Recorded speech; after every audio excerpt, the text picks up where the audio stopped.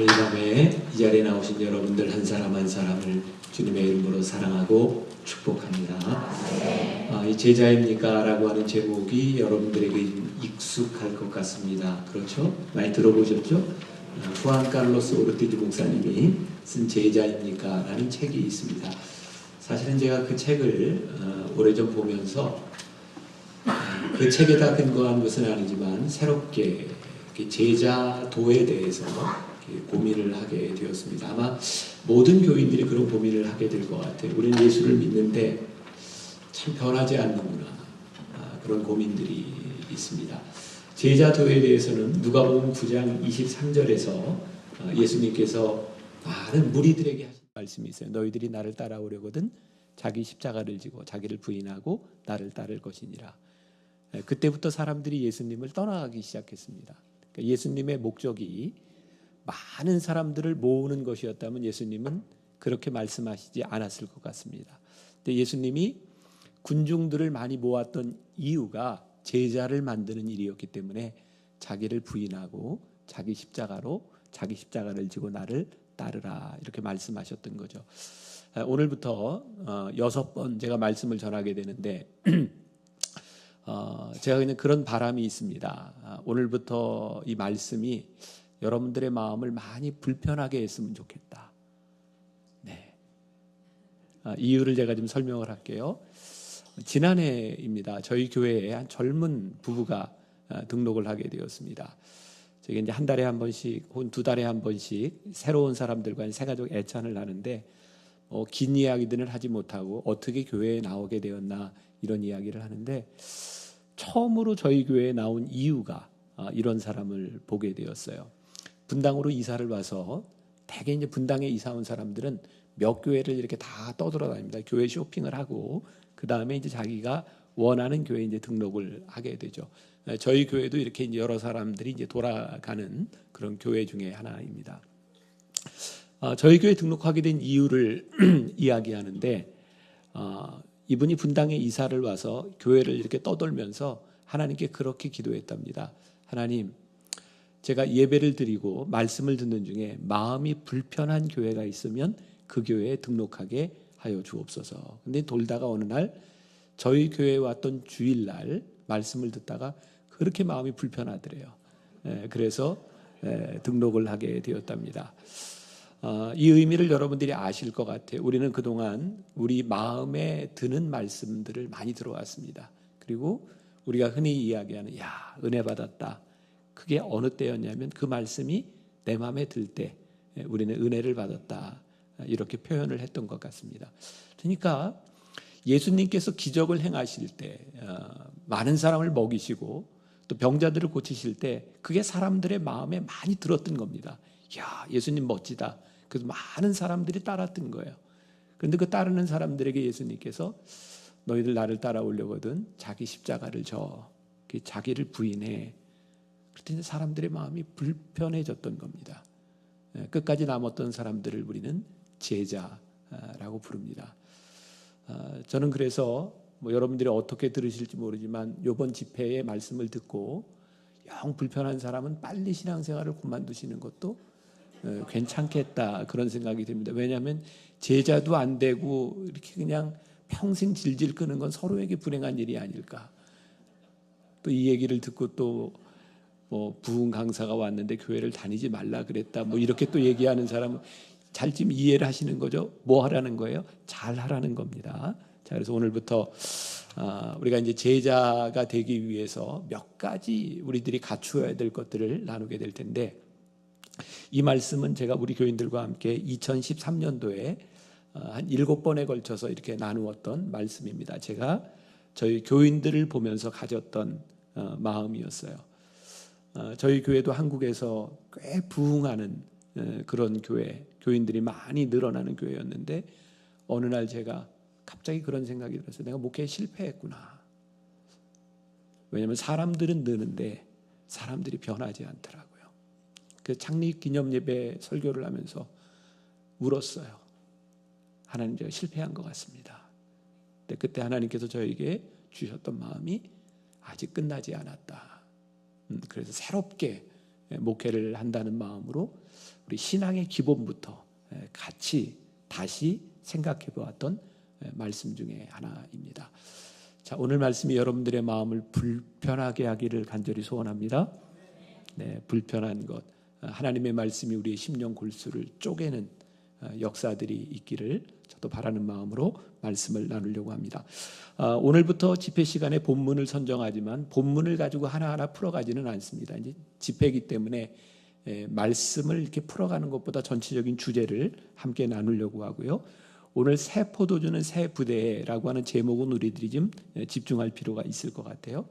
예수님께서 새 포도주는 새 부대에 담아야 한다 말씀하셨어요. 이유는 아시죠? 많이 들어보셨죠? 헌 부대는 낡아서 못 쓰는 게 아닌 건 아시죠?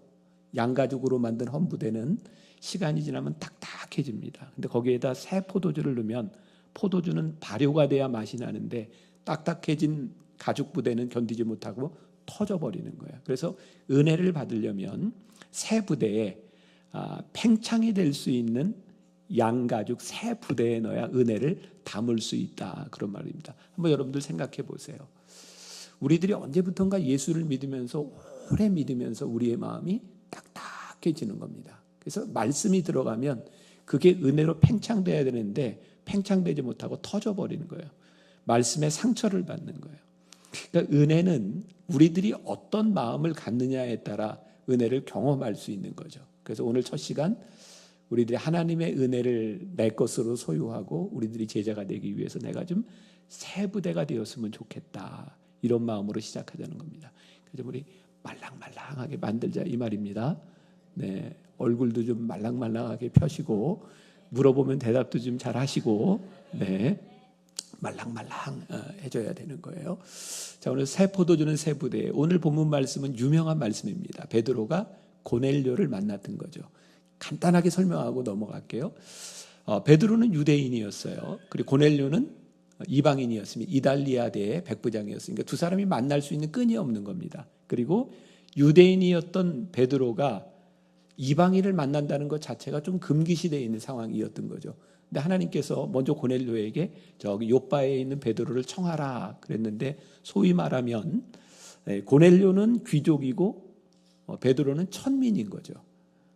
근데 내가 가서 저 베드로를 청한다, 이게 쉬운 일이 아니었고, 베드로의 입장에서도 이방인을 만나는 게 쉬운 일이 아니었습니다. 그런데 이 두 사람이 순종했던 거죠. 그러니까 베드로가, 그래서 오늘 환상의 사건이 그거죠. 하나님께서 베드로를 보내려고 하는데 베드로가 안 갈라 그럴 것 같은 거예요. 그래서 환상 중에 내 보자기에 쌓인 짐승이 내려오는데 하나님께서 야, 너 그거 먹어라 그랬더니 베드로가 뭐라 그래요? 못 먹습니다. 이거 정결하지 않은 겁니다. 근데 하나님께서 내가 깨끗하게 했다. 근데 베드로가 그래도 못 먹어요. 3번이나 이런 일이 반복된 후에 베드로가 그것을 받아들입니다. 그러니까 여러분들 한번 보세요. 우리가 하나님 앞에서 얼마나 딱딱한 사람들이에요. 베드로가 하나님을 모르는 사람이 아닌 거죠. 하나님을 믿고 알고 있음에도 불구하고 하나님이 이렇게 말씀하시는데 우리는 내가 정해놓은 규율이 있고 규칙이 있으면 이거 못 깹니다 라고 말할 때가 많이 있습니다.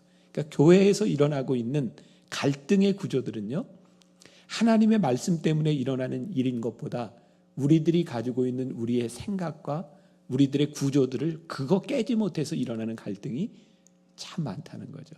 제가 어떤 교회에서 들은 이야기예요.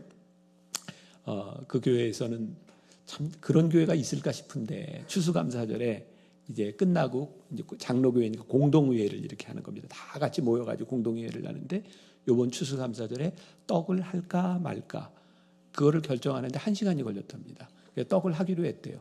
근데 문제는 무슨 떡을 할까 그걸 가지고 또 1시간을 회의를 했답니다. 여러분 참 흥미롭지 않습니까? 근데 우리가요 정말 본질적이지 않은 것들을 가지고 힘들어한다는 거죠.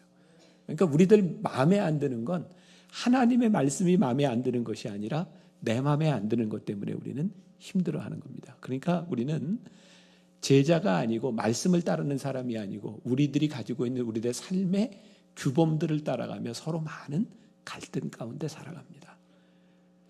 제 친구 중에 이제 부장판사로 이제 옷 벗고 변호사를 하는 친구가 있어요.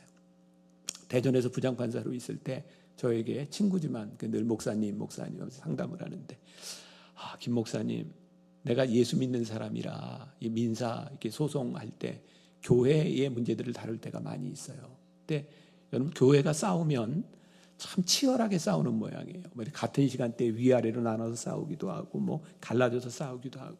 근데 제 친구가 그러는 거예요. 김 목사님, 예수 안 믿는 사람은 싸우면 술 먹고 화해가 되기도 하고 때로는 돈으로도 해결이 되는데 예수 믿는 사람들이 싸우면 해결이 안 된대요.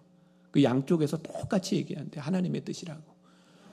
그러면 정말 미쳐버리겠대요. 어떻게 이렇게 동일한 일을 가지고 하나님의 뜻이 이렇게 다를 수 있는가? 하나님의 뜻이 다른 걸까요? 아니죠. 우리는 내 뜻이 하나님의 뜻이기를 바라고 우리는 끝까지 싸우는 거죠. 그리고 내 뜻이 하나님의 뜻이기를 증명될 때까지 싸우는 겁니다. 그러니까 자기를 부인하지 않는 거예요. 나를 부인하면, 내가 십자가를 지면 끝날 일들이 끝나지 않는 겁니다. 그러니까 교회에 사람이 많이 모이면 필연적으로 싸움이 일어납니다. 왜? 거기에 제자들이 모인 것이 아니라 사람들이, 군중이 모여 있기 때문이죠. 그래서 우리는 많이 힘들어하는 겁니다. 예수를 믿으면서. 그래서 이런 기본적인 문제들을 우리가 한번 다루어 봐야 되지 않을까. 그러니까 우리가 새 부대가 된다고 하는 것은 저는 이렇게 정의할 수 있을 것 같아요. 외워지는 사람은 외우고 적을 사람은 좀 적고, 나는 죽어도 안 들어, 그냥 잊어버릴 거야, 그런 사람들은 안 적어도 괜찮아요. 마음대로 하세요. 네. 우리가 새 부대가 된다고 하는 것은 그런 것이 아닐까요? 우리들의 삶에 하나님의 관점으로 세상을 보는 거죠. 그러니까 우리는 관점을 가지고 다 봅니다. 내가 살아왔던 내 삶의 관점이 있어요. 살아왔던 경험들이 있습니다.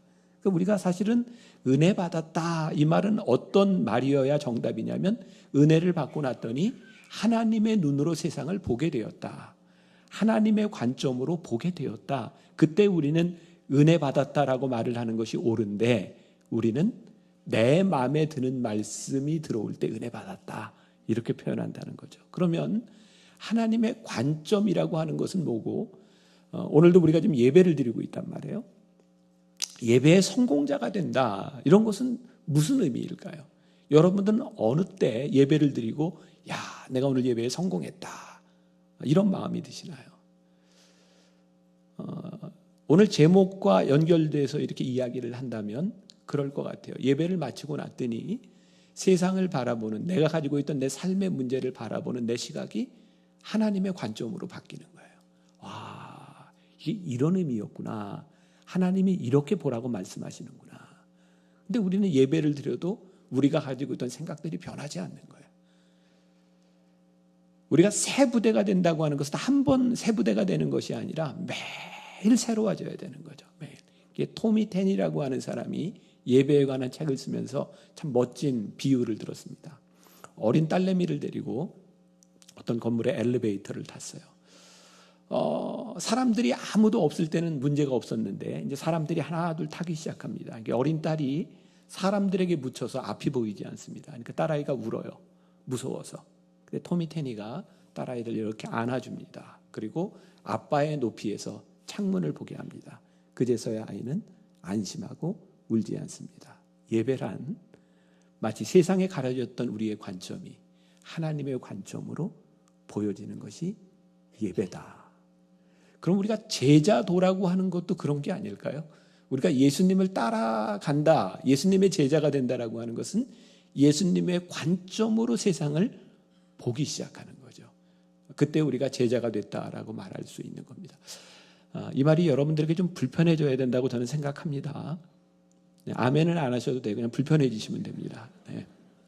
제가 여러분들에게 좀 물어보려고 하는데 대답을 성의껏 좀 해주시면 좋겠습니다. 제가 좀 물어볼게요. 혹시 여러분들 알라딘의 요술램프를 아시나요? 이건 제가 묻고자 하는 게 아닙니다. 다 아실 거예요. 알라딘의 요술램프 아시고. 자, 이렇게 비유를 들어볼게요. 이쪽에 예수님이 계세요. 여기 알라딘의 요술램프가 있어요. 알라딘이 램프를 주워가지고 참 문지를 넣었더니 여기서 뭐가 나와요? 요정 지니가 나옵니다. 지니가 나와요. 지니는 소원을 들어주는 요정입니다. 자, 여러분 정직하게 여기 예수님과 진이 둘 중에 하나만을 선택한다면 뭘 선택하시겠어요? 네, 아주 정직해서 참 씁쓸하네요. 네. 또 여기에 또 예수님이라고 하신 분도 있고 진이라고. 근데 이제 한번 제 말을 더 듣고 한번 기회를 더 드릴게 선택할 수 있는.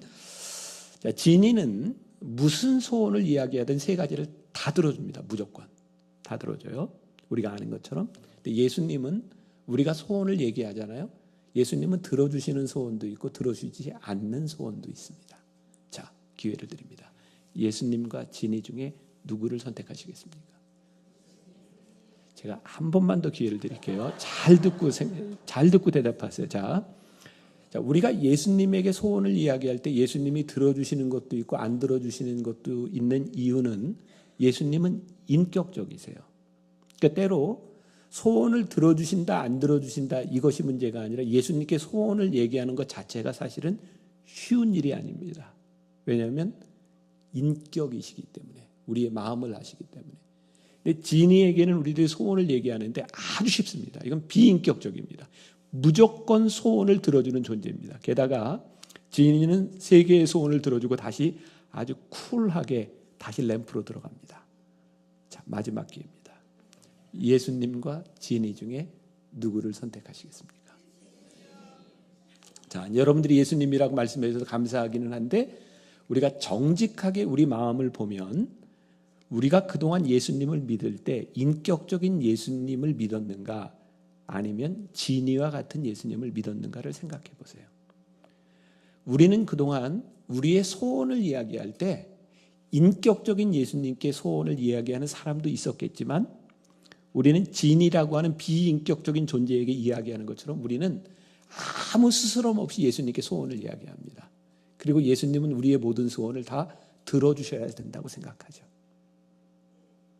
근데 예수님을 우리들이 믿으면, 인격적으로 만나면 우리가 예수님에게 아무 소원이나 이야기할 수 없습니다. 왜? 예수님은 우리의 속마음을 아시거든요. 인격적이시거든요.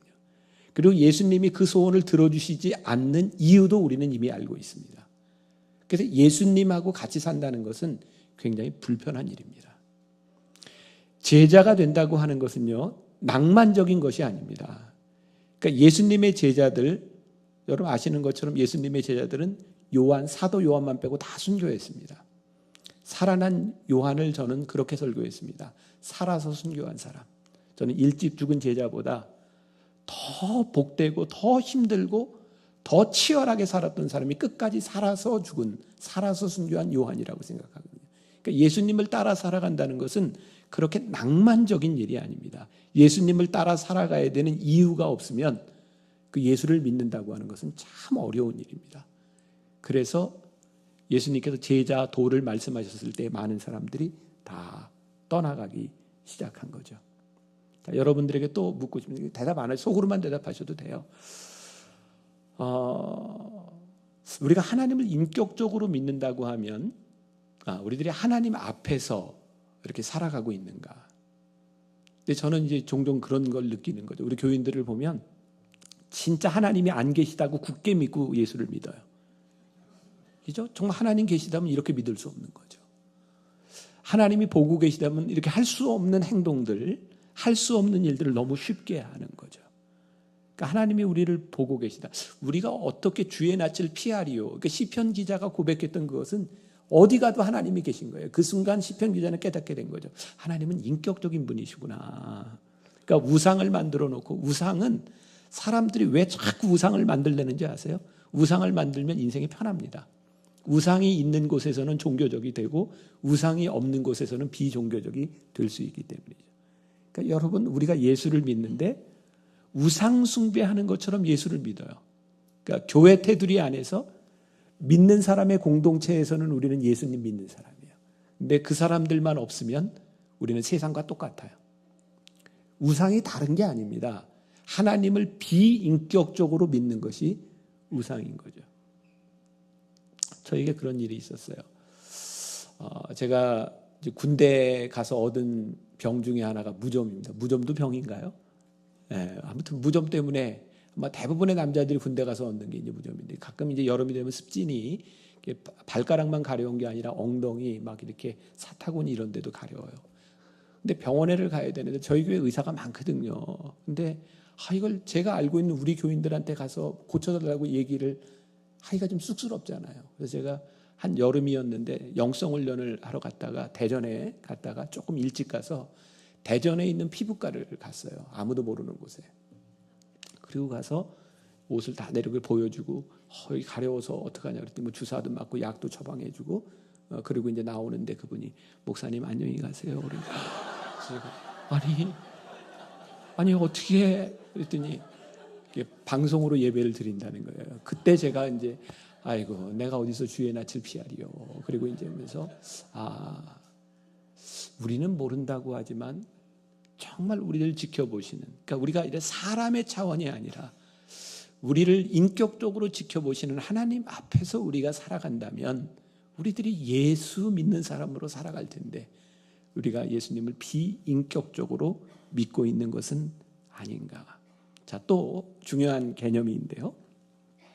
우리들이 신앙생활을 하는 우리들의 삶에 일어나고 있는 일들을 보는 두 가지 관점이 있는 거예요. 하나는요, 우리들은 우리들에게 일어나는 일들을 자꾸 이제 이해하려고 합니다. 자, 이제 여러분들에게 물어볼게요. 여러분들은 지금 여러분들에게 일어나는 일들이 다 이해가 되세요? 내 자식이 이렇게 된 거, 내 마누라, 내 남편 이렇게 말 안 듣는 거 이해가 되세요? 왜 살게 하셨는지 이유가 되세요? 이해가 되세요? 너무 강하게 이러신다. 여기 성가대. 네. 아무튼 우리가 이해할 수 없는 일들이 참 많아요. 그리고 여러분들 지금 이 이민 생활을 하면서 여기서 살아가는 것이 진짜 여러분들이 계획했던 일인가 아니면 살다 보니 여기에 왔는가, 우리의 삶에는 이해되지 않는 부분이 참 많은 거죠. 근데 우리는 계속해서 하나님께 제가 이해할 수 있게 해달라는 거죠. 이해가 될 때까지 믿지를 못해요. 그런데요, 신앙이라고 하는 것은 우리들의 삶에 일어나는 어떤 사건을 이해하느냐보다 더 중요한 게 있더라고요. 뭐냐면 우리의 삶을, 우리의 전 인생을 인도하신 하나님을 믿는 거예요. 그러니까 이거는 믿는다라고 하는 표현보다 신뢰한다라고 하는 표현이 더 옳을 것 같아요. 그러니까 지금 내가 원하는 자리가 아니고 내가 원하는 대로 일이 되지 않고 저 사람이 내 말을 듣지 않는데 내가 이것을 이길 수 있는 것은 내가 이해가 됐기 때문이 아니에요. 하나님을 신뢰하기 때문에 그걸 우리들이 이기는 거예요. 그리고 여러분들은 그런 경험이 있으세요?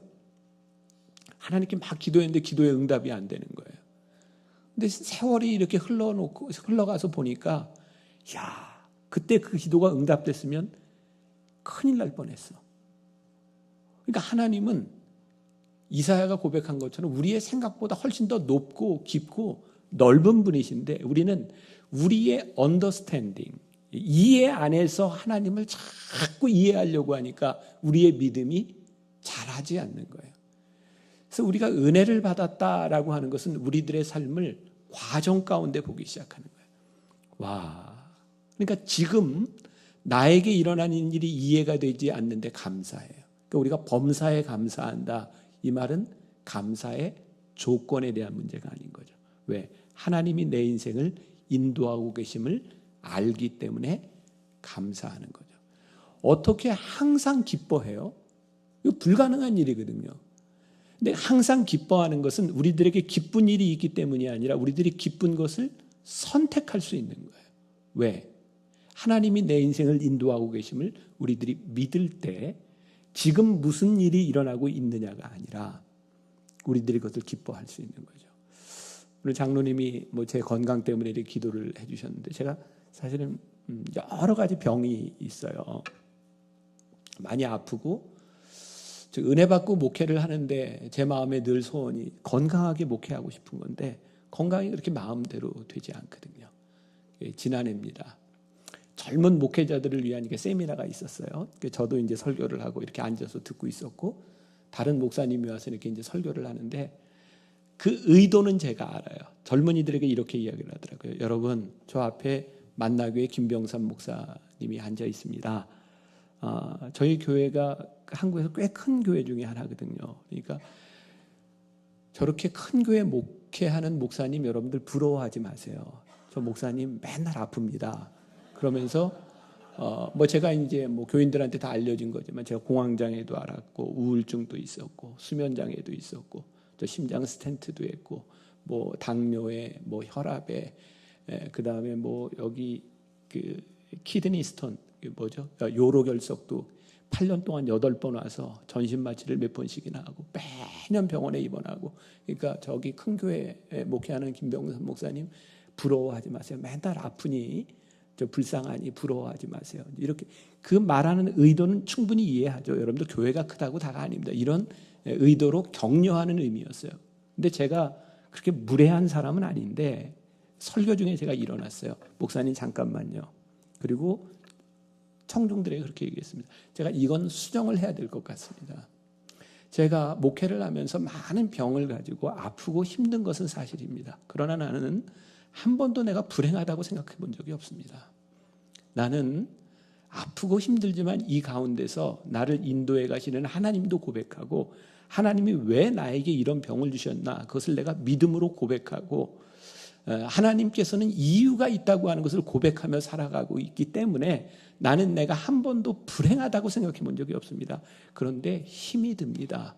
그러나 불행하지는 않습니다.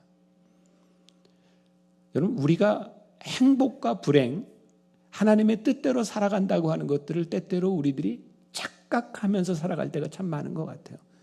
이스라엘 백성들이 광야를 지나면서 불평을 참 많이 하죠. 여러분 신기하지 않습니까?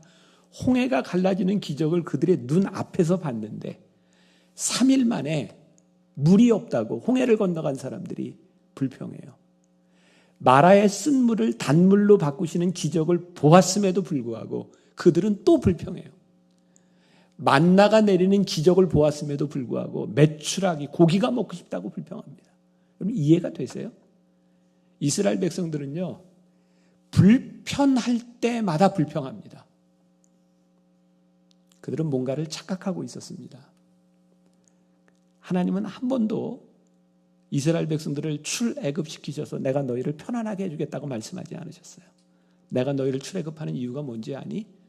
내가 너희의 하나님이 되고 너희가 나의 백성이 되도록 내가 너희를 그곳에서부터 끌어낸다. 여러분 우리가 제자가 되고 우리들이 하나님을 믿는다고 하는 것은 우리의 인생에 호의호식하는 것이 아닌 거 아시죠? 그런데 우리는 우리가 원하는 것이 채워지지 않을 때마다 불평하지 않나요? 그게 우리의 인생이었던 것 같아요. 그러니까 우리의 삶이 지금 여기에 무슨 일이 일어나고 있는가 이것이 중요한 것이 아니라 하나님이 내 삶을 어떻게 인도하고 계시는가 그것이 우리들에게 믿음으로 고백되는 것이 훨씬 더 중요한 일이라는 거죠.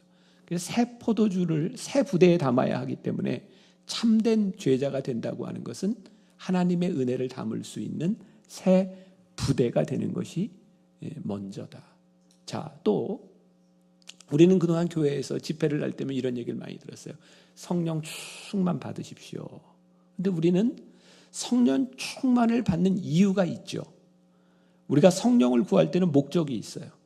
뭐냐면 병 고침을 받든가 내 사업의 문제가 해결이 되든가 방언을 받든가 우리들은 성령 충만함을 받는 것에 대한 목적을 가지고 있을 때가 참 아니 왜냐하면 교회에서 목사님들이 그렇게 가르쳤어요. 근데 제가 몇 년 전 1년 동안 성령에 대해서만 설교를 했거든요. 그리고 성령에 대해서 많이 공부하고 책을 보고 그리고 설교를 하면서 깨닫게 된 게 있어요. 성령님에 대한 가장 큰 오해는 우리들이 성령님을 자꾸 통제하려는 것이다. 그러니까 내가 성령 충만해서 하고 싶은 일이 있는 거예요. 근데 사실 진정한 성령님의 임재는 뭐냐면 성령님이 우리 가운데 오셔서 성령님이 우리를 쓰실 수 있도록 나를 놔둬야 되는 거죠. 근데 여러분들 보세요. 우리가 착각하는 성령 충만하다, 뜨겁다, 신앙생활 잘한다. 그런 사람들이 어떤 사람들이냐? 교회 생활 열심히 하는 사람들이에요. 근데 교회 생활을 열심히 하다 보면 자기 나름대로 교회 생활에 대한 규율이 생겨요. 신앙생활은 이런 거야. 그래서 성령님도 일하시지 못해요. 이 한번 규율이 딱 생겨버리면 죄송합니다. 이 규율은 나이가 들면 들수록 점점 더 강해집니다. 그래서 죄송해요. 연세 많으신 분들 죄송한데 저는 초등학교 3학년 때 방언을 처음 받았거든요. 나이 들수록 힘듭니다. 왜냐하면 의심도 많고요. 어렸을 때는 그냥 기도하다가 혀를 맡기니까 이게 방언도 쉽게 터지는데, 나이가 들어서 이렇게 방언을 하나님이 주시려 그래도 이게 진짠가 생각하다가 성령님이 역사하지 못해요. 참 신기해요. 그러니까 성경에서 너희가 어린아이 같지 아니하면 결단코 하늘나라에 들어갈 수 없다라고 하는 말은 단순히 나이에 대한 문제가 아니라 우리들이 언제부턴가 신앙의 규범이 생겨서 그것이 하나님을 앞서는 거죠. 그러니까 예수님께서 이 땅 위에 오셔서 제일 많이 혼냈던 무리들이 바리새인, 율법학자들. 그들은 율법을 철저하게 지키는 사람들이었어요. 근데 예수님이 그들을 향해 채찍을 드시고 회칠한 무덤과 같은 자들아, 이 위선자들아라고 말씀하셨거든요. 왜일까요? 그들은 율법을 지키는데 하나님의 마음을 다 잃어버렸어요. 근데 어느 날 우리의 모습을 보니까 신앙생활을 너무너무 열심히 하고 있는데 그 안에 하나님의 마음이 없어요. 우리가 찬양대도 하고 봉사도 하고 많은 것들을 하는데 언제부터인가 그것이 우리에게 습관이 되어버리는 거죠. 이건 극단적인 이야기인데요. 저는 종종 교회에서 이렇게 헌금을 잘하는 교인 보잖아요. 11조 잘하는 교인. 물론 믿음이 있으니까 하지만 믿음 때문에만 11조를 하는 건 아니더라고요. 또 교회에서 봉사하는 사람들도 물론 믿음이 있어야 봉사하는 건데 꼭 그렇지만은 않더라고요. 대개 11조 잘하는 사람은 동창회비도 잘 냅니다. 원래 이 납세의 의무를 잘하는 사람이 11조도 잘해요. 그리고 본래 긍휼지심이 있는 사람이 섬기는 일 잘합니다. 그게 절대적으로 신앙과 연관되어 있지 않더라고요. 그게 결정적인 순간에 드러나더라고요. 그러니까 우리들이 무엇을 하느냐 그것이 문제가 아니라 우리들이 성령님의 통제 아래 내가 들어가기를 원하는가, 성령님이 나를 쓰시고자 할 때 내가 순종할 준비가 되어 있는가, 나를 부인할 준비가 되어 있는가. 그러니까 결국 제자는 하나님의 말씀을 따르는 사람이 제자고요. 못된 제자는 내 생각대로 사는 게 못된 제자입니다. 그러니까 우리가 예수를 믿으면서 믿는 건 믿는 거고 내 생각대로 살죠. 근데 믿는데 우리들이 믿음대로 따라 살려고 노력하는 사람도 있어요. 제자는 그 둘 중에 하나에서 판가름이 나는 거죠. 또 이렇게 생각할 수 있을 것 같아요. 우리가 성령을 받는다, 은혜를 받는다. 물론 누구든지 은혜를 받을 수 있어요. 그런데 은혜를 받는다고 하나님이 다 쓰실 수는 없어요. 그러니까 우리가 은혜를 받고 구원받는 백성이 되는 건 누구나 가능합니다. 근데 구원을 받았다고 하나님이 다 쓰시는 건 아닙니다. 그러니까 여러분, 우리가 이왕이면 예수를 믿으면서 좀 이렇게 쓰임받는 사람이 되면 참 좋지 않겠습니까? 제자가 되면 참 좋지 않겠습니까? 자, 그 예수님이 십자가에 달리실 때 양편 강도가 있었습니다. 많은 남자들이 부러워하는 강도 하나가 있어요. 예수님을 저주하고 죽은 강도가 아니라 마지막에 예수님 나를 좀 기억해 주세요 그랬더니 예수님께서 네가 오늘 나와 함께 낙원에 가 있으리라. 그 강도를 부러워해요. 저 어떤 사람이길래 평생 지멋대로 할 짓 다 하고 마지막에 저렇게 구원받고 너무너무 부러워해요. 제가 갑자기 그런 생각이 났어요. 제가 천국에 가면 그 구원받은 강도한테 물어보고 싶어요. 행복하냐고. 근데 제가 답도 알아요. 행복하다고 안 할 것 같아요. 그 사람은 너무너무 안타까워할 것 같아요. 그 사람은 구원받고 구원받은 자로 한 번도 살아보지 못하고 그냥 죽었어요. 구원받는 것이 참 중요한데 구원받은 자로 살아가는 것은 더 중요한 일이라는 생각이 들지 않으세요? 우리가 구원받는 것에서 끝나는 인생이 아니라 구원받은 자로 살아가는 것이 어떤 것인지를 우리들이 맛보고 우리들의 삶에서 경험하고 사는 것이 훨씬 더 귀한 일이 아닐까. 자, 오늘 베드로 보세요. 하나님께서 환상을 보여주시면서 야, 이거 먹어 그랬는데 못 먹습니다. 왜 못 먹어? 이거 부정한 겁니다. 먹으려니까 못 먹습니다. 3번의 과정을 거쳐요. 한번 가만히 생각해 보세요. 하나님이 인정한 것을 우리는 부정하고 있지 않은가? 하나님이 괜찮다고 하는 것을 우리는 안 괜찮다고 생각하는 것은 아닌가? 저는 요즘 목회를 하면서 여러 가지 이렇게 깨는 일들을 많이 합니다. 근데 저는 선교학을 공부하고 나서 많이 드는 생각이, 예수님께서 이 땅에 오셔서 끊임없이 하셨던 일들이 사람들이 만들어 놓은 종교였어요. 참 신기하지 않습니까? 하나님을 믿는 것이요, 어느 날부터인가 종교가 돼버려요. 여러분, 종교와 믿음은 다른 겁니다. 종교가 돼버리는 거예요. 그게 교리고 교단이고. 제가 여러분들 마음 좀 불편한 얘기를 해도 좀 되겠습니까? 싫으면 안 하고요. 저도 감리교 목사거든요. 미국 그 UMC 자랑스럽죠. 저는 웨슬레의 신학을 한 게 참 자랑스럽습니다. 그런데 하나님 앞에서도 그거 자랑스러울까요? 장로교, 감리교, 침례교, 순복음 참 그렇게 많이 가르치지 않습니까? 여러분 혹시 이사를 가면 감리교회 꼭 찾아가세요.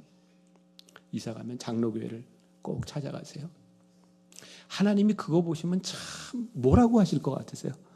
돌아가신 저희 아버님이 하시던 말씀이다. 짜장면이나 먹어라. 혹시 여러분들 기억나시는지 모르겠어요. 지금 엉뚱한 소리 하는 사람이 짜장면이나 저희 아버님, 돌아가신 아버님 그러셨거든요. 저는 우리가 정직한 목회자고 정직한 크리스찬이면 이렇게 말해야 될 것 같아요. 하나님을 잘 믿는 교회를 찾아가세요. 우리들에게 중요한 것은 감리교인 만들고 장로교인 만드는 것이 아니라 하나님의 사람, 제자를 만드는 것이 중요한 거죠. 근데 제자가 돼서 살아가는데 예를 들어서 노란 색깔을 좋아하는 제자도 있고 파란 색깔을 좋아하는 제자도 있는 거예요. 그러니까 그게 파란색 파, 노란색 파가 될 수는 있지만 파란색이 진리는 아니고 노란색이 진리는 아니잖아요. 그러니까 여러분들 지금 예배를 드리면서도 우리들이 예배를 드리고 있는 이 형식이나 이런 많은 것들이 예배를 드리는 하나의 방식일 수 있지만 그게 진리는 아니거든요. 우리가 음악을 가지고 예배를 드리는 것도 진리에 대한 부분이 아니라 모든 것을 통해서 하나님께 우리들이 예배를 드릴 수 있는 거거든요. 그런데 우리를 힘들게 하는 게 뭐예요? 내가 싫어하는 걸 만나면 우리는 못 견디는 거예요. 그래서 저는 예배 시간에 이렇게 일어났다 앉았다 교동문도 하고 하는 거 있잖아요. 그게 참 귀하다는 생각을 어느 날 했어요. 왜냐하면 그게 참 싫거든요. 여러분 일어났다 앉았다 하는 거 즐거우세요? 그래서 저는 갑자기 그런 생각, 이게 하기 싫은 걸 하면서 우리의 마음이 열려질 수 있겠구나. 그런데 어떤 사람은 하기 싫은 걸 하다가 마음이 닫혀. 그러면 은혜를 못 받는 거고요. 하기 싫은 걸 하다가 마음이 열리면 은혜를 받는 거, 그런 거 아닐까? 예를 한번 들어볼게요. 목사님 여기 오신 지 1년 되셨죠? 좋은 예가 될 것 같아요. 어떤 목사님이 새로 교회 부임해 가셨대요. 갔는데 이렇게 찬양을 하는데 저 그랜드 피아노가 있는데 저 그랜드 피아노의 위치가 조금 마음에 안 들더래요. 그래서 목사님이 그 다음 주에 옮겨놨대요. 사람들이 와서 찬양대들이 와가지고 목사님이 우리 교회에 대해서 뭘 안다고 마음대로 바꿔놨냐고. 그래서 목사님이 죄송합니다. 그리고 원위치를 시켜놨대요. 그리고 그 다음 주부터 예배 시작하기 전에 한 주에 10cm. 그래서 목사님이 옮기고 싶은 위치로 다 옮겨놨는데 그 다음에 사람들이 아무 말도 하지 않더래요. 사람들은 왜 화가 났을까요? 내 눈에 익숙하지 않은 거죠. 여러분들 한번 생각해 보세요. 우리가 힘들어하는 문제, 신앙생활하면서 우리들이 힘들어하는 문제의 원인이 어디 있는가? 그게 하나님 말씀 때문에 진리에 대한 문제라면 우리는 목숨을 걸고 싸워야 되는 문제입니다. 그런데 그것이 내 취향에 대한 문제고 내 관습과 내 전통에 대한 문제면 어떻게 해야 우리들이 은혜를 받을 수 있을까요? 저는 이게 평신도에게만 해당되는 문제가 아니에요. 저는 목회자에게도 동일하게 해당되는 문제라고 생각해요. 목회자에게 제일 두려운 게 뭔지 아세요? 내가 하고 싶은 거 하는 겁니다. 강단에서 하나님의 말씀이 아닌 것을 가지고 주장하는 겁니다. 교인들도 동일한 거거든요. 저는 시카고의 윌로우 크릭 교회, 그 목사님 이름이 윌로우 크릭 교회, 빌 하이벨스 목사님이 한 이야기 중에 제일 멋진 게 그 얘기예요. 나는 복음 이외에 교인들을 위하여 모든 것을 바꿀 준비가 되어 있다. 저 굉장히 멋있는 얘기를 해도 별로 감동을 안 받으시는군요. 네. 복음 이외에 나는 교인들을 위하여 모든 것을 바꿀 준비가 되어 있다. 그 목사님은 복음 이외에 교인들을 위해서 나를 바꾸겠다는 거예요. 참 멋지지 않습니까? 우리가 진리 앞에서 말씀 앞에서 우리들이 제자가 된다고 하는 것은요, 성령님 앞에서 우리들이 유연하게 되는 거예요. 그때 은혜가 팽창되는 거죠. 그러니까 여러분, 교회에서 우리가 은혜의 역사를 좀 경험하고 살면 얼마나 좋겠어요. 근데 오래된 교회는 대부분이 이 길을 걷는다 이 말이에요. 이 땅에 존재하는 대부분의 교회들이 연수가 지나면 전통이라고 하는 이름으로 점점 딱딱해지는 거예요. 대한민국에서 제일 오래된 감리교회가 혹시 어딘지 아세요? 정동감리교회입니다. 정동감리교회. 저희 교회는 제가 이렇게 여러 가지 새로운, 제가 선교학을 공부하고 와서 새로운 시도들을 이렇게 많이 하다 보니까 저희 교회는 역사가 아직 40년이 안 됐어요. 그러니까 아직은 젊은 교회인 거죠. 저희 교회도 저 은퇴하면 또 이 길을 걸을지 몰라요. 아니, 제가 은퇴하기 전이라도 저도 그렇게 될 가능성이 또 있죠. 똑같은 사람이니까. 그러니까 정동교회가 저희 교회를 보면서 이렇게 여러 장로님들이 부러워하셨어요. 우리가 역사가 이렇게 깊은 우리 정동교회도 한번 좀 새롭게 바뀌어봤으면 좋겠다. 그래서 제가 그 교회를 이제 강의하러 세미나를 하러 갔어요. 그 교회에 있는 모든 장로님들과 모든 그 중직들의 소원이 우리 정동교회도 젊은이들이 모이고 좀 바뀌었으면 좋겠다. 그래서 이제 포럼이라는 걸 했더라고요. 그래서 제가 이제 첫 시간에 그런 얘기했어요. 젊은이들이 모이기를 원하시면서 참 젊은이들이 올 수 없는 분위기를 만드셨군요. 굉장히 이율배반적인 겁니다. 어른들의 포럼, 아이고 오후 2시에 그 포럼, 이러니 젊은이들이 오고 싶겠어요. 장로님들이 막 주관해서 하는데, 그래서 제가 그분들한테 물어봤어요. 정동교회의 자랑이 뭡니까? 역사와 전통. 하고 싶은 일이 뭡니까? 젊은이들이 들어오는 교회. 힘들겠네요.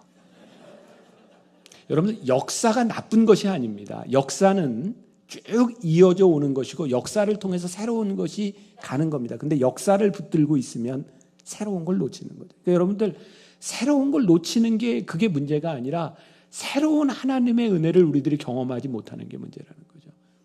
저는 우리 이제 고한성 목사님이 저보다 이제 3년 선배 목사님이세요. 그리고 제가 그 웃음이 굉장히 기분이 안 좋네요.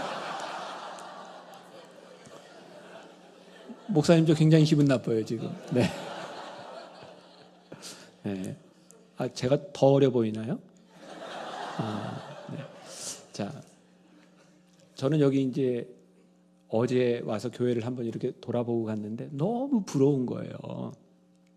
저희 교회는 이렇게 미국으로는 어떻게 계산하는지 모르겠어요. 저희 교회는 땅이 1,500평 정도 되거든요. 1,500평. 그러면 얼마나 되는 거예요? 1,500평이면.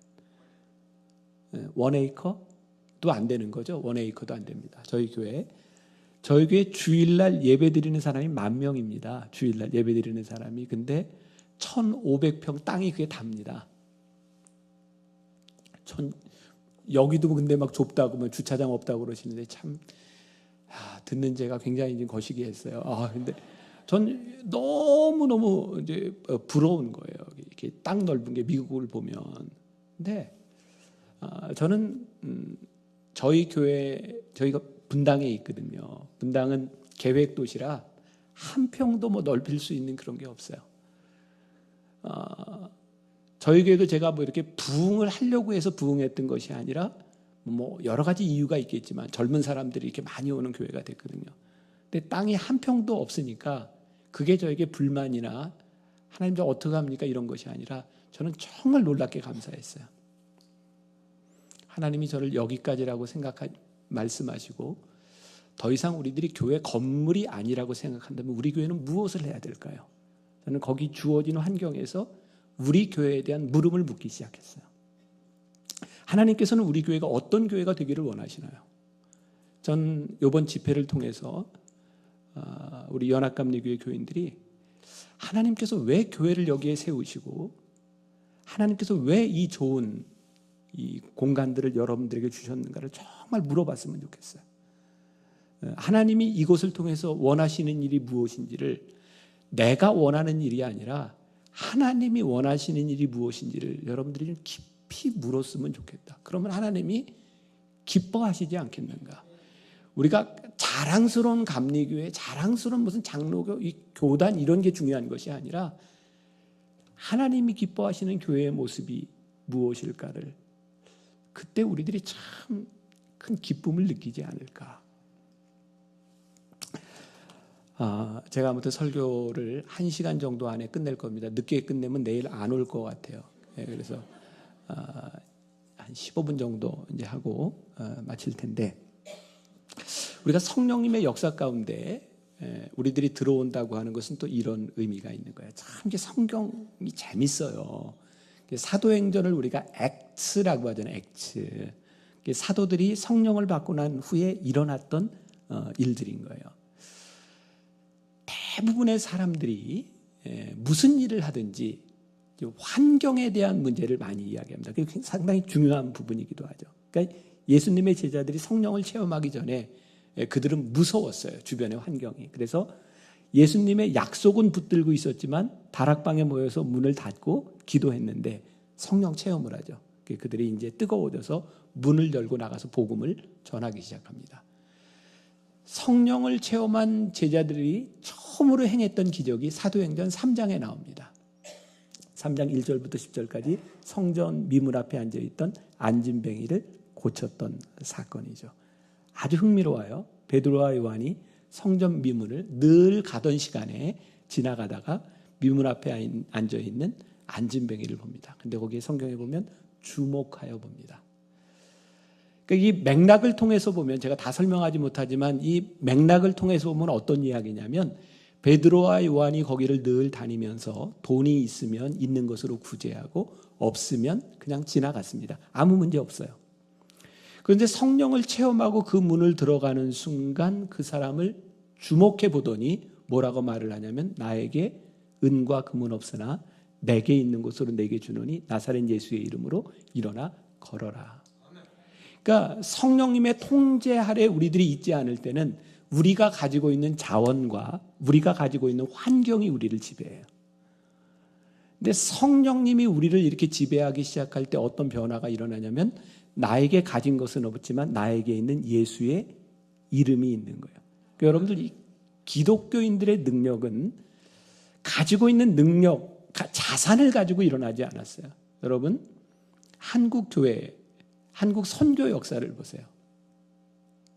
여기 이쪽 동부 지역에 있는 많은 아이비리그의 학생들이 일본과 중국과 한국 선교사로 갔던 거 여러분들 아실 거예요. 재밌는 건 스튜던트 어라이징 무브먼트가 일어나고 나서 여기에 있는 학생들, 아이비리그 학생들 한 2천여 명이 선교사로 헌신하는데, 그들이 제일 가고 싶었던 나라가 어딘지 아시죠? 중국하고 일본이었습니다. 다 그런 건 아니지만 우리나라에 왔던 선교사들은 중국과 일본을 지원했다가 떨어진 사람들이 한국에 선교사로 왔습니다. 여러분 그거 아세요? 그래서요, 여러분 이게 선교 역사에 보면 네비우스라고, 네비우스 정책을 중국의 그 선교사들이, 미국 선교사들이, 네비우스라는 사람이 네비우스 정책을 짜는데, 한국은 너희들이 스스로 너희의 돈을 가지고 알아서 하라 라고 하는 3자 정책을 씁니다. 근데 그 이유가요 뭐냐면, 미국과 호주와 캐나다에서 헌금을 보내는데 중국과 일본으로는 헌금을 충분히 보냈는데 한국으로는 보낼 헌금이 모자랐습니다. 그래서 한국은 너희들 스스로 해라. 한국 사람을 존중해서가 아니라 너희들에게 줄 돈이 없다, 이 얘기였습니다. 한국 교회 성장의 이유는요, 돈을 가지고 된 것도 아니고 똑똑한 선교사가 들어와서 된 것도 아니고, 죄송하지만 제일 처지는 선교사들이 들어와서 우리는 돈도 없다, 그래서 리더십을 빨리 한국 사람들에게 이양합니다. 그게 한국 교회 부흥의 역사예요. 제가 태국에 현지 목회자들을 위해 이렇게 세미나를 갔을 때 제가 강의를 마치고 질문을 받았습니다. 한 태국 목사님이 이렇게 질문을 하더라고요. 목사님, 한국의 교회는 부자인데 태국에 있는 교회는 너무 가난합니다. 우리가 뭘 할 수 있을까요? 그래서 제가 그 3자 이야기를 했습니다. 한국 교회는 돈으로 부흥하지 않았습니다. 찢어지게 가난했습니다. 그리고 이렇게 질문하더라고요. 태국에서 예수를 믿는다고 하는 것은 불교를 숭배하는 이 나라에서, 이 가정에서 이 예수를 믿는다는 건 정말 어려운 얘기입니다. 그렇게 얘기하더라고요. 제가 이렇게 물어봤습니다. 태국에서 예수 믿는다고 몇 명 죽었습니까? 한 명도 죽지 않았대요. 대한민국 서울에 가면 양화진이라는 데가 있습니다. 그 옆에는 절두산이 있어요. 세계에 유례가 없는 일이라고 합니다. 캐톨릭과 개신교의 성지가 같이 붙어 있어요. 절두산은 캐톨릭 신자들의 목이 잘린 곳이고 순교한 곳이고, 양화진은 거기서 선교사로 살다가 죽은 사람의 묘역입니다. 혹시 양화진을 안 가보셨으면 한번 가보세요. 거기에 제가 제일 감동적이었던 건 유명한 선교사들의 무덤이 아니라 이름 없는 유아들의 무덤이었어요. 태어나서 1년, 2년 안에 죽어서 이름도 없이 묻힌 유아들의 무덤.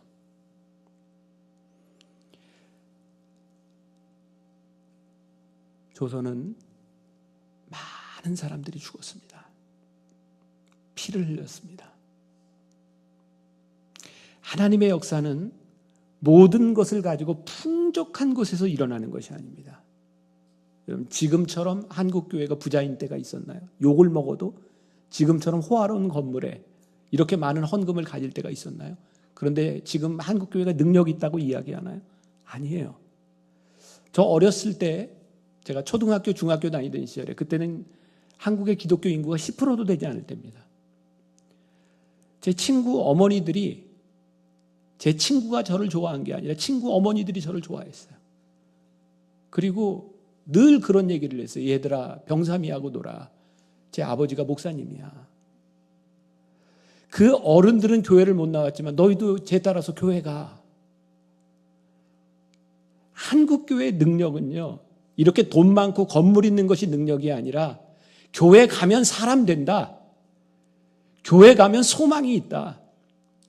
교회 가면 복음이 있다는 것이 그때가 교회의 능력이었지, 우리들이 모든 것을 갖추고 있는 것이 능력이에요. 그러니까 우리들은 지금 환경에 대한 문제가 아니고요. 저는 미국 와서 요즘 제일 많이 듣는 이야기가 2세와 1세 간의 영어 목회, 영어와 한국말을 얼마나 잘하느냐 못하느냐 모르겠어요. 저는 뭐 미국에서 5년 공부했지만, 제가 이민교회 경험해 봤지만 지금도 상황이 많이 달라졌다라고 이야기할지 모르겠어요. 근데 저는 제가 미국 온 지 1년 만에 유스그룹을 했어요. 애들이요, 얼마나 말 안 들고 뺀질거리고 못 알아듣는 척 하는지. 근데요, 애들 놀아주고 사랑하니까 지네들이 알아서 들어요. 저는 언어의 문제 아니라고 생각하거든요. 환경의 문제보다 더 중요한 게 있어요. 우리들 가운데 자기를 부인하고 자기 십자가를 지고 내가 제자가 되고자 하는 마음, 더 중요한 게 우리들 가운데 있다고요. 그러니까 우리들에게 이 마음, 내가 돈이 없어서 환경 때문이 아니라 하나님 때문에 우리들이 할 수 있는 그 일이 무엇인가? 우리들에게 제일 큰 행복이 무엇일까? 우리들이 신앙생활하면서 부대끼는 인간관계에 대한 어려움들이 있어요. 여러분들도 잘 아시죠? 참 신기하잖아요. 하나님 믿으러 왔다가 교회 떠날 때는 죄 때문에 떠나잖아요. 하나님 때문에 떠나는 사람 별로 없습니다. 그러니까 이 교회 공동체 안에서 인간관계에 대한 갈등들이 참 많은 거죠. 제가 요즘 우리 장로님들하고 그런 이야기를 합니다. 장로님들한테 제가 물어봐요. 장로님, 제가 요즘 많이 착해졌죠? 저희 장로님들 중에는 저보다 어린 분이 아직 한 분도 없어요. 저희가 시무장로님 한 65명 되는데 저보다 어린 분들이 한 분도 없어요. 제가 만나교회 목회를 지금 한 15년째 하거든요. 요즘 제가 그런 생각이 들어요. 나는 왜 이렇게 목회하면서 장로님들을 이기려고 했을까? 지금 생각해 보니까 그렇다고 싸우고 이런 게 아니에요. 늘 마음 가운데 내가 리더십을 갖는다, 이런 고민을 참 많이 했던 것 같아요. 그런데 장로님들은 내가 이겨서 리더십을 가져야 될 존재가 아니더라고요.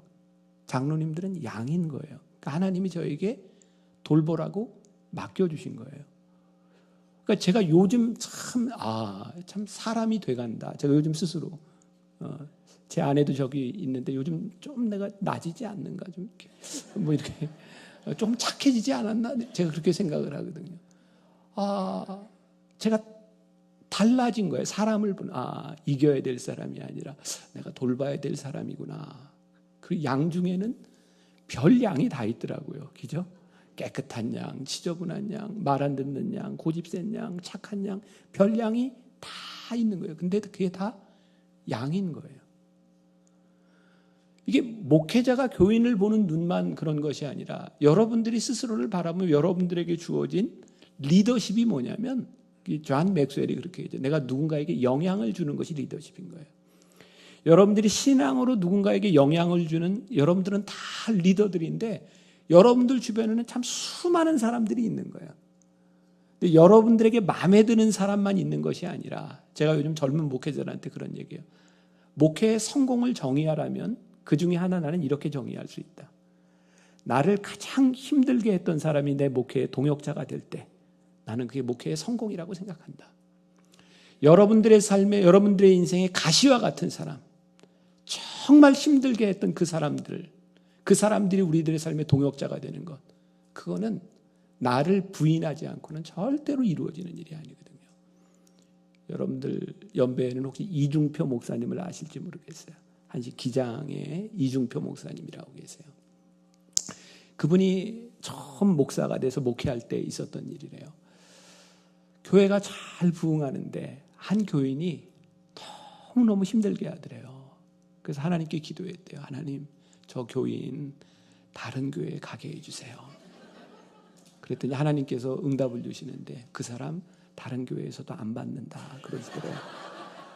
그래서 또 기도했대요. 그분 표현 그대로 할게요. 하나님, 죄송하지만 조금 일찍 데려가시면 안 될까요? 그랬더니 아직 올 때가 안 됐다. 그래서 기도했대. 하나님, 저 어떡하죠? 그랬더니 하나님이 내가 죽으면 된다. 그래서 이중표 목사님이 별세 목회를 이야기하기 시작했어요. 내가 죽는 거예요. 내가 죽는 게 뭐예요? 자기를 부인하는 거예요. 자기 십자가를 지는 거예요. 오늘 베드로와 고넬료 사이에 있었던 만남, 기가 막히잖아요. 근데 이들이 순종하지 않았다면, 세 부대가 되지 않았다면 만날 수 없었던 그 만남이 이루어지고 거기에서 역사가 일어납니다. 그러니까 우리들이 제자가 돼서 산다고 하는 것은요, 우리가 예측할 수 없는 일들을 경험하는 거예요. 성령의 통제 가운데서 내가 성령을 움직이려고 하는 것이 아니라 성령님이 내 속에 역사하실 때 우리들이 경험하는 역사, 그게 제자로서 살아가는 거죠. To be continue. 내일 계속하겠습니다. 잠깐 기도하겠습니다.